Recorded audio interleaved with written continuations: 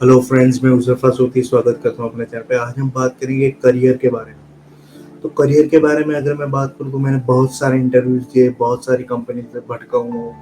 Like जब 24 साल की उम्र थी, जब मैंने पोस्ट ग्रेजुएशन मेरा कंप्लीट किया था, उसके बाद मैं जॉब के लिए निकला। मैंने बहुत सारे इंटरव्यूज़ दिए, पर जब भी मैं इंटरव्यू देता था, तो लोग ऐसे ही बोलते थे कि we will call you back और you will get email reply from us, और कभी वो ईमेल मिलता ही नहीं था, राइट। सबसे पहले मैंने ट्राई किया मेडिकल रिप्रेजेंटेटिव, जो बहुत ही सेल्स एंड मार्केटिंग टाइप के जॉब थे। वो बहुत ही हेक्टिक थे, राइट। उसमें प्रेशर बहुत था, स्ट्रेस बहुत था, राइट। उसकी वजह से मुझे एंग्जाइटी की डिसऑर्डर फेस करना पड़ा, उसके लिए मुझे डिप्रेशन फेस करना पड़ा, उसके लिए मेरे वेट इश्यूज बढ़ने लगे, राइट। और फिर देखते ही देखते टाइम पास होता गया, और फिर मैं समझ गया कि ये मेरे लिए है ही नहीं, राइट। तो आपको भी ऐसा ही करियर चूज पाथ करना है, राइट। अगर आप करियर पे भी स्टक हो, अभी आप 20 साल के हो, 25 साल के हो, और अभी आप फिगर आउट कर रहे हो कि मैं कौन सा करियर चूज करूँ, तो सबसे पहले इंपॉर्टेंट है आपको फिगर आउट करने के कौन सी चीज आपको सही है, कौन सा पाथ आपको सही है, राइट। करियर में बहुत ही इंपॉर्टेंट है कि आप पाथ सही चूज करो, राइट। अगर आप पाथ ही गलत चूज करोगे, अगर आपका जो वे है, जहां आपको पहुंचना है, वही गलत दिशा होगी, तो फिर आगे जाके आपको बहुत तकलीफ होगी, राइट। तो करियर पाथ चूज करना बहुत ही ज्यादा इंपॉर्टेंट है, राइट। तीन ऐसी चीज है जो आदमी को मतलब बेहतर से बेहतर बना सकती है: एक करियर, एक वाइफ, और दूसरा एजुकेशन। ये तीन अगर आपके पास बराबर सही से है, तो आप आराम से आपकी लाइफ आराम से जी सकते हो, राइट। तो जब करियर की बात आती है, तो मैंने सेल्स एंड मार्केटिंग से स्टार्ट की।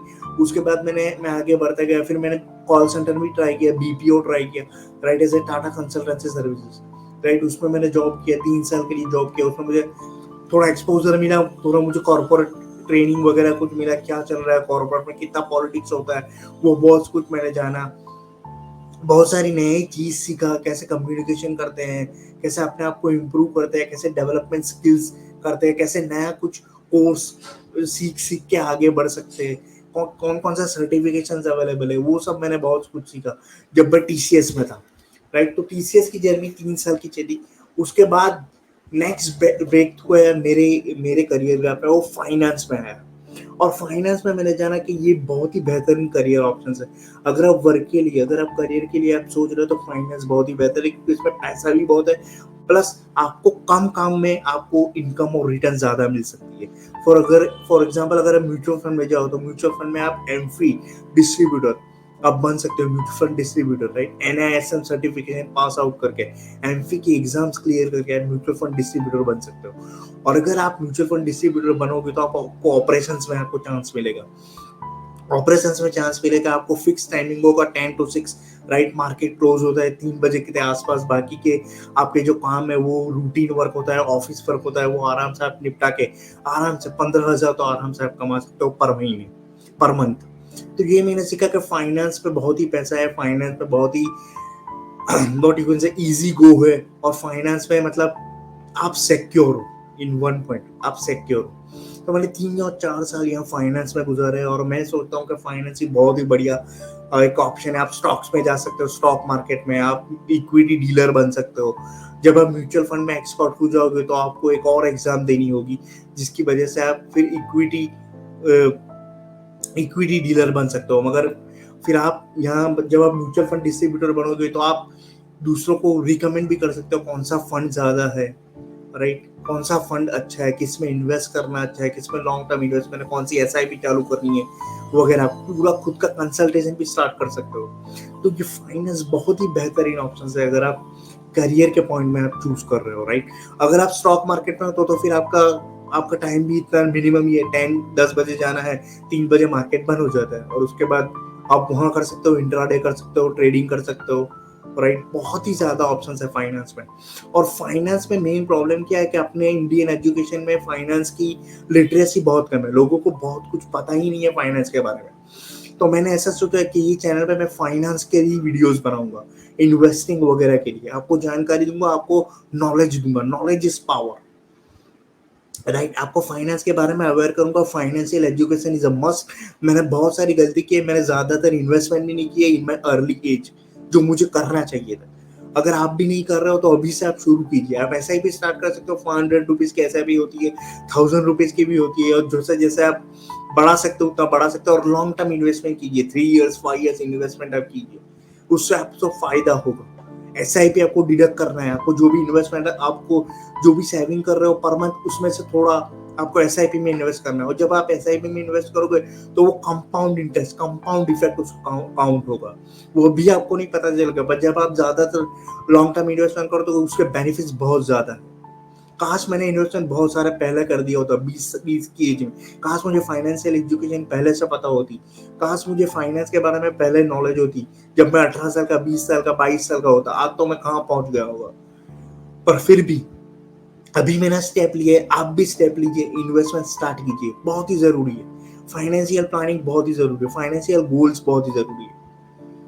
आपको नहीं पता कल क्या होने वाला है, फ्यूचर आपको पता नहीं है, राइट। आप अनसर्टन हो तो आप सिक्योरिटी होना जरूरी है, आपके पास फंडिंग होना जरूरी है, राइट। तो वो इन्वेस्टमेंट से ही आएगा, और लॉन्ग टर्म इन्वेस्टमेंट से आएगा, राइट। तो फाइनेंस एक बहुत ही बेहतरीन ऑप्शन है। अगर आप करियर स्टार्ट करना चाहते हो, आप जरूर से इसमें आप हिस्सा लीजिए। अगर आप कॉमर्स ग्रेजुएट है, साइंस ग्रेजुएट है, तो भी आप NISM और NCFM की जो वो एग्जाम होती है वो क्रैक कर सकते हो, और इक्विटी डीलर बन सकते हो, म्यूचुअल फंड डिस्ट्रीब्यूटर बन सकते हो।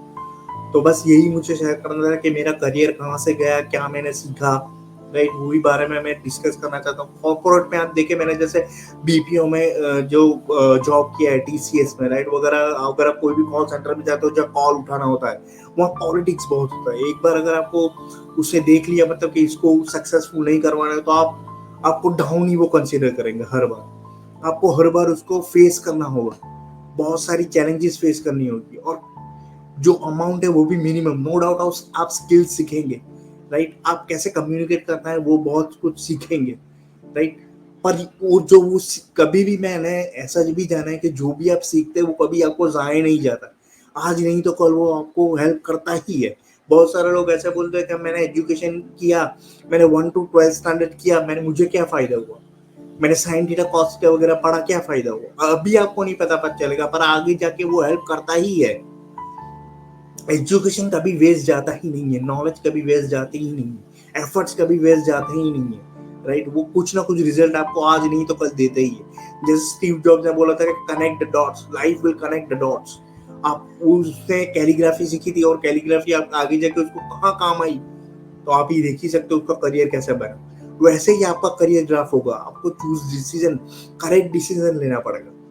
तो आई होप आपको ये वीडियो हेल्प करेगा। अगर करियर के बारे में अगर आप सोच रहे हो, अर्ली एज में जो मैंने मिस्टेक की वो आप ना करो, करियर पर करेक्ट चूज करो, और उस पर आपका पूरा फोकस आप दे सको, राइट। और आपका 100% दो, गुड एफर्ट्स लगाओ, बहुत कुछ सीखो, राइट। सीखना कभी हमको खत्म नहीं करना है, लाइफ लॉन्ग लर्निंग होना चाहिए। Life is a continuous process, life is a journey, हमको हर बार सीखना चाहिए।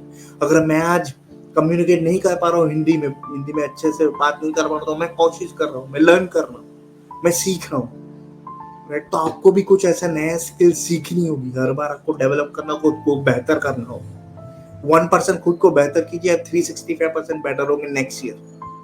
तो कोशिश कीजिए, एफर्ट कीजिए। आई होप आपको ये वीडियो से कुछ वैल्यू मिली होगी। अगर ये वीडियो से कुछ जानना, सीखना और वैल्यू मिली है, तो प्लीज चैनल को लाइक, शेयर और सब्सक्राइब जरूर कीजिएगा। हम मनी के बारे में, मनी मेकिंग, इन्वेस्टमेंट, मोटिवेशन वगैरह के बारे में बात करते हैं। तो प्लीज चैनल को सब्सक्राइब जरूर कीजिएगा। आगे जाके मैं बहुत सारी ऐसी सीरीज लाने वाला हूँ, वो अच्छी अच्छी वीडियोस लाने वाला हूँ, जिसमें मनी के बारे में हम बात करेंगे। तो आई होप आपको समझ में आएगा। अगर आपने अभी तक इंस्टाग्राम पे फॉलो नहीं किया, तो मुझे इंस्टाग्राम पे भी फॉलो कर दीजिएगा। मिलते हैं अगले वीडियो में। जय हिंद, वंदे मातरम।